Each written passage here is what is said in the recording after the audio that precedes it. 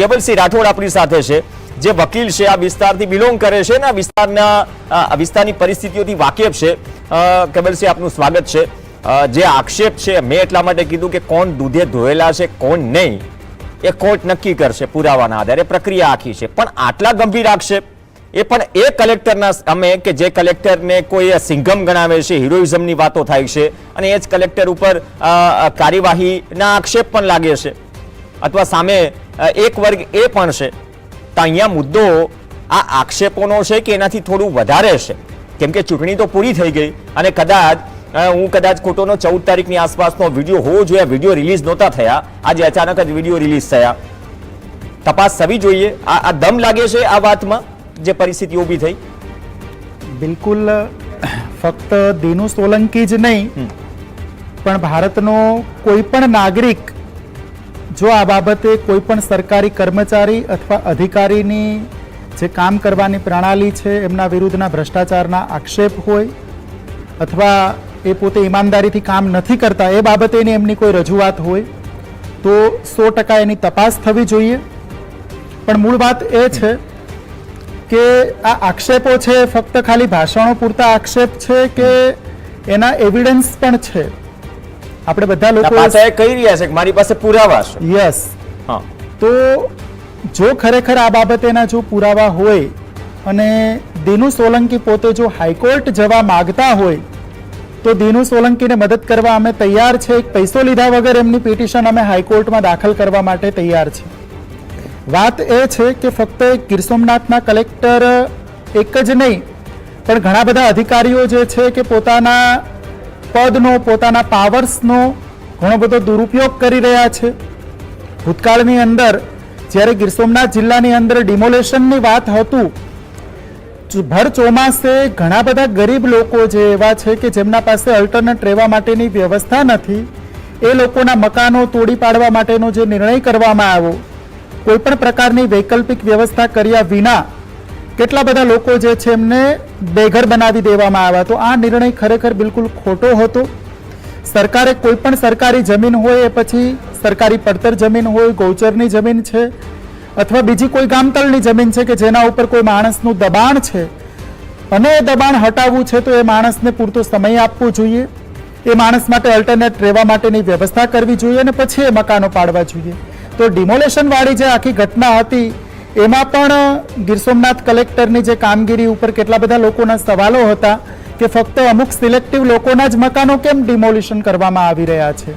ખાસ કરીને જે મોટા માથાઓ છે, જે ભૂમાફિયાઓ છે, બુટલેગરો છે, જે લોકોના મકાનો સરકારી જમીન ઉપર આજે પણ એમનું દબાણ છે તો એ મકાનોને તોડવામાં કેમ નથી આવતા? એક આ આક્ષેપ હતા અને એ વાત બિલકુલ સાચી પણ છે કે આજે પણ ગીર સોમનાથના ઉના હોય, કોડીનાર છે, તાલાળા, સુત્રાપાડા, વેળાવળ કે ગીરગઢડા, આ તમામ તાલુકાઓની અંદર ભૂમાફિયાઓ પાસે હજુ પણ કેટલી બધી જમીનો છે કે જે સરકારી જમીનો ઉપર એમનું દબાણ છે. બીજી વાત કે ગીર સોમનાથ જિલ્લો જે છે એ દીવના નજદીકનો જિલ્લો છે. તો ગીર સોમનાથની અંદર દારૂની જે હેરાફેરી જે થઈ રહી છે એ ખૂબ જ મોટા પ્રમાણમાં થઈ રહ્યું છે. તો પોલીસ અને પ્રશાસને જે કાર્યવાહી કરવી જોઈએ, બુટલેગરોના ઉપર જે કંટ્રોલ કરવો જોઈએ, એ બાબતે પોલીસ અને પ્રશાસન બિલકુલ છે એ નિષ્ક્રિય રહ્યું છે. ખાણ ખનીજની બાબતની જો વાત કરીએ તો બાકીના બધા વિસ્તારો તો ઠીક છે પણ ગીરના જે સિલેક્ટિવ જે રિઝર્વ ફોરેસ્ટના જે વિસ્તાર છે એની અંદર પણ કેટલા બધા ભૂમાફિયાઓના અત્યારે ગેરકાયદેસર રીતે એમનું ખનન ચાલી રહ્યું છે. એમને જે પેલા ચૂના માટીનો જે પથ્થર કાઢે છે, લાઇમસ્ટોન, એના માટેની એમની કેટલી બધી ગેરકાયદેસર ખાણો ચાલી રહી છે. તો આ બાબતે પણ ગીર સોમનાથ જિલ્લાનું પ્રશાસન ચૂપ છે. એટલે આ મુદ્દે કોઈ કાર્યવાહી થઈ છે એનું કારણ એ છે કે આપણા બધા જ જિલ્લાઓમાં ખરેખર કલેક્ટર ગીર સોમનાથે પોતે આ બાબતેની સ્પષ્ટતા કરવી જોઈએ. એમનું જે ફાર્મ હાઉસની જે વાત ત્યારે આપણે ચર્ચામાં લઈ રહ્યા છે તો એમનું ફાર્મ હાઉસ જે છે એ ખરેખર કાયદાની જોગવાઈ અનુસાર પોતાની માલિકીનું છે કે સરકારી જમીન ઉપર બનેલું છે? આ બાબતેની એમણે પોતે સ્પષ્ટતા કરવી જોઈએ. અને ફક્ત વાત અહીંયા આપણે ગીર સોમનાથ એક કલેક્ટરની નથી પણ એવા ઘણા બધા અધિકારીઓ જે છે, આઈએએસ, આઈપીએસ, આઈઆરએસ, આઈએફએસ, એવા કેટલા બધા અધિકારીઓ જે છે કે જેમની પાસે ઘણી બધી સંપત્તિ જે છે કે જેમણે ખોટી રીતે મેળવેલી છે. મોટાભાગના જિલ્લાના કલેક્ટર હોય, એસપી હોય કે ઇવન તમામ અલગ અલગ વિભાગના જે અધિકારીઓ છે એ બધા લોકો છે એમાંથી મોટાભાગના લોકો છે ખૂબ સારા અધિકારીઓ છે. આપણે એમની ઈમાનદારી અને નિષ્ઠા ઉપર કોઈ શંકા નથી કરતા, પણ અમુક અધિકારીઓ એવા છે કે જે પોતાના પદનો સંપૂર્ણ દુરુપયોગ કરી અને સરકારી પદ ઉપર જે બેઠા છે એમના પાવર્સનો દુરુપયોગ કરી અને એ લોકો બે નામી સંપત્તિ બનાવી રહ્યા છે. તો આ બાબતે સરકારે કાયદેસર એક કાયદો બનાવવો જોઈએ. એમની પ્રોપર્ટી માટેનું હમણાં ચાલી રહ્યું છે કે એમને ડિક્લેર કરવા માટે સરકાર એમના સોગંદનામાઓ લઈ રહી છે, પણ ફક્ત સોગંદનામાથી કામ નહીં ચાલે. એનું જે છે ક્રોસ એક્ઝામિનેશન થવું જોઈએ કે ખરેખર આ સોગંદનામામાં બતાવેલી પ્રોપર્ટી છે એ બરાબર છે કે એ સિવાયની પણ પ્રોપર્ટી એમના પાસે છે, એમના રિલેટિવ્સના નામ ઉપર કેટલી પ્રોપર્ટી છે. તો આ બધી બાબતો જે છે એ ખૂબ જ છે એ ડિસ્કસ થવું જોઈએ અને સરકારે આ બાબતે ખાસ ગંભીરતા દાખવવાની જરૂર છે. આસિસ્ટન્ટ ગીર સોમનાથ એકદમ ખૂબ જ પછાત વિસ્તાર છે. આર્થિક રીતે ત્યાંના લોકો છે એટલા ઇકોનોમિકલી સાઉન્ડ નથી, ત્યાં એજ્યુકેશન જે છે એટલું બધું વધારે નથી. આ વિસ્તારને ખરેખર ત્યાં કામ કરવાની જરૂર છે. સરકારે આને ખૂબ ગંભીરતા દાખવવાની જરૂર છે. પણ કમનસીબી એ છે કે ગીર સોમનાથમાં આજ દિવસ સુધી જે કામો થવા જોઈએ, ગામડાઓમાં પ્રાથમિક આરોગ્ય કેન્દ્રની વ્યવસ્થાઓ નથી, પોલીસ સ્ટેશનની પ્રોપર વ્યવસ્થાઓ નથી, લો એન્ડ ઓર્ડર સૌથી ખરાબ હોય તો એ ગીર સોમનાથ જિલ્લામાં છે, એજ્યુકેશન સિસ્ટમ સૌથી ખરાબ હોય તો એ ગીર સોમનાથની અંદર છે, આરોગ્યની ફેસિલિટીઝ સૌથી ખરાબ હોય તો એ ગીર સોમનાથમાં છે. તો આ બાબતે સરકારે ખાસ ગંભીરતા દાખવવાની જરૂર છે.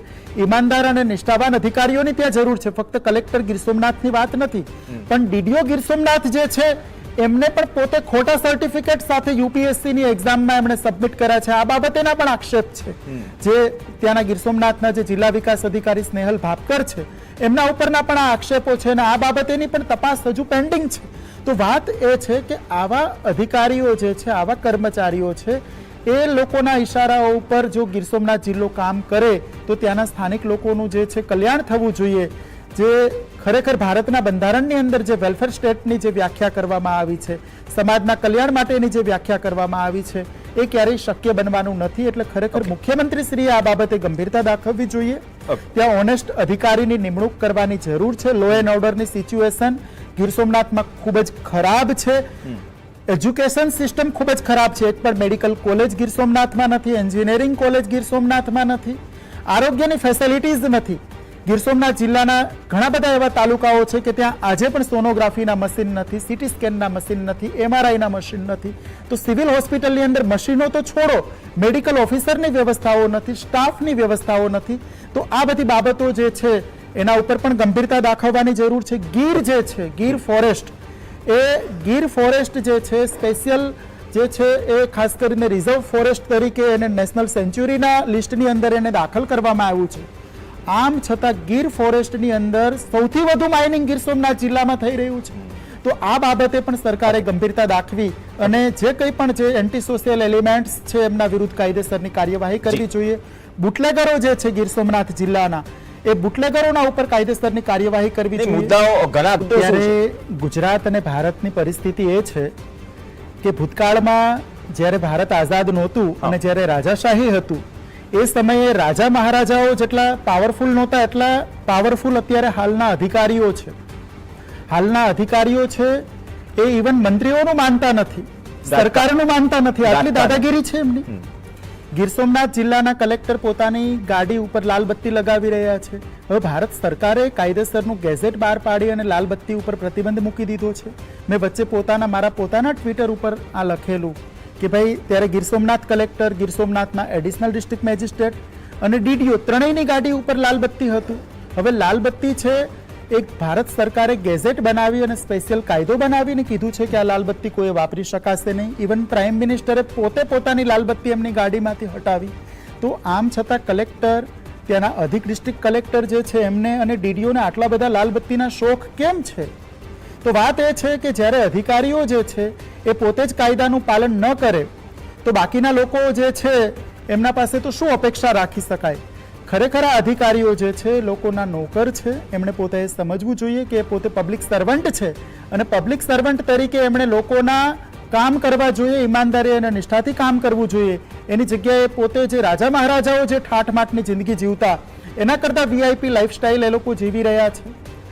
ગીર સોમનાથ જિલ્લાની પર્ટિક્યુલર વાત કરવામાં આવે તો નેશનલ હાઈવે જે છે, નેશનલ હાઈવે 51 જે ગીર સોમનાથ જિલ્લામાંથી પસાર થઈ રહ્યો છે, એ ગીર સોમનાથ જિલ્લાની અંદર 60 કિલોમીટરના હદ વિસ્તારમાં 3 ટોલ પ્લાઝા આવેલા છે. આ બાબતે રાજ્ય સરકારને અમે રજૂઆત કરી છે. રાજ્ય સરકારે કલેક્ટરને આ રજૂઆત ફોરવર્ડ કરી છે. આમ છતાં આજ દિવસ સુધી અમારી રજૂઆત પરત્વે ગીર સોમનાથ જિલ્લાના કલેક્ટરે કોઈ જ પ્રકારની કોઈ કાર્યવાહી કરી નથી. નેશનલ હાઈવે ઓથોરિટીને એમના જે 60 કિલોમીટરના હદ વિસ્તારના 3 ટોલ પ્લાઝા હટાવવા બાબતેની કોઈ સૂચના આપી નથી કે આ બાબતેની કોઈ ભલામણ કરી નથી.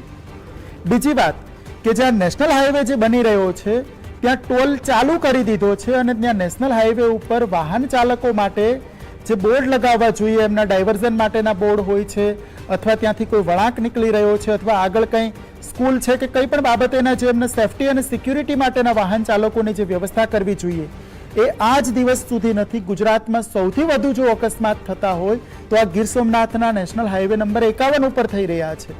કેટલા બધા લોકો જે છે કે જે એક્સપાયર્ડ થઈ ગયા છે અકસ્માતમાં. આમ છતાં પણ ગીર સોમનાથ જિલ્લાનું પ્રશાસન આ બાબતે બિલકુલ ચૂપ છે અને કોઈ જ પ્રકારેની કોઈ કામગીરી કરેલ નથી. ને આમાં એક ગંભીર સવાલ એ, અને જે સવાલ